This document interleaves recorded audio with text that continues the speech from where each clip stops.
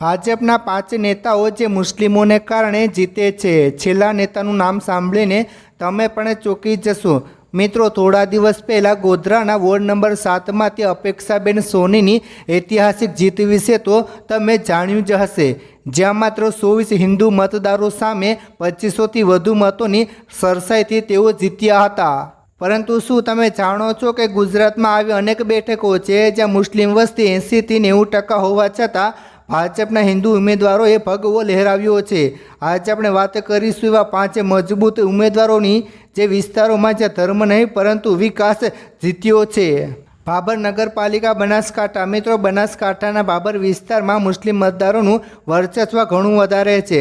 અહીં વર્ષ 2026ની ચૂંટણીમાં ભાજપના હિન્દુ ઉમેદવારોએ એવી બેઠકો પર જીત મેળવી છે જે વર્ષોથી કોંગ્રેસનો ગઢ માનવામાં આવતી હતી।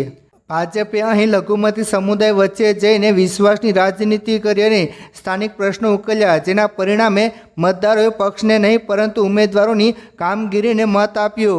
જામનગર નગરપાલિકા વોર્ડ નંબર 1। મિત્રો, જામનગરનો વોર્ડ નંબર 1 જે અગાઉ કોંગ્રેસનો અભેદ્ય કિલ્લો માનવામાં આવતો હતો, અહીં મુસ્લિમ વસ્તી ખૂબ જ વધારે છે। વર્ષ 2026ની ચૂંટણીમાં અહીં ભાજપના હિન્દુ ઉમેદવારોએ ઐતિહાસિક વિજય નોંધાવ્યો છે। અહીંના સ્થાનિક લોકોનું કહેવું છે કે છેલ્લા કેટલાય વર્ષોમાં આ વિસ્તારમાં થયેલા રસ્તા, ગટર અને પાણીના કામોએ મતદારોના મન બદીચો લે। અહીંના સ્થાનિક લોકોનું કહેવું છે કે છેલ્લા કેટલાય વર્ષોમાં આ વિસ્તારમાં થયેલા રસ્તા, ગટર અને પાણીના કામોએ મતદારોના મન બદલી નાખ્યા છે।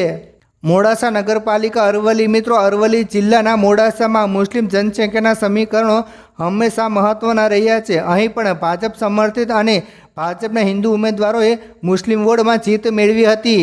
ખાસ કરીને એવી બેઠકો જ્યાં 70%થી વધુ મુસ્લિમ મતદારો હતા, ત્યાં ભાજપના ઉમેદવારોની ક્લીન ઇમેજ અને સોશિયલ વર્ક કામ કર્યું છે।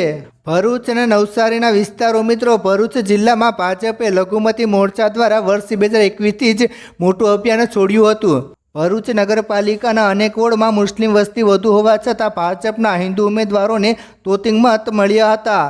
નવસારીમાં પણ નવી બનેલી નગરપાલિકામાં ભાજપે સૌનો સાથ મંત્ર સાથે મુસ્લિમ મતદારોમાં પોતાની મજબૂત પેઠ બનાવી છે।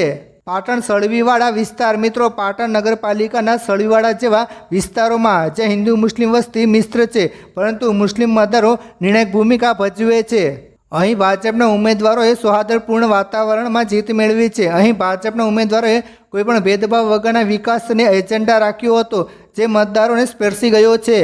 આ 5 કિસ્સાઓમાં એક વાત સમાન છે, મતદારો હવે રાષ્ટ્રીય મુદ્દાઓ કરતાં ગલીના રસ્તા અને પાણીના પ્રશ્નોને વધુ મહત્ત્વ આપી રહ્યા છે। અપેક્ષાબેન સોનીની જેમ જ આ તમામ ઉમેદવારો પોતાના વિસ્તારમાં લોકોના દુઃખ અને સુખમાં સાથ આપી રહ્યા છે। આયુષ્માન કાર્ડ, મફત અનાજ અને PM આવાસ યોજનાનો લાભ કોઈપણ ધર્મનો ભેદભાવ જોયા વગર મુસ્લિમ પરિવારોને મળ્યો છે, જે ભાજપની મોટી વોટ બેંક સાબિત થઈ રહી છે।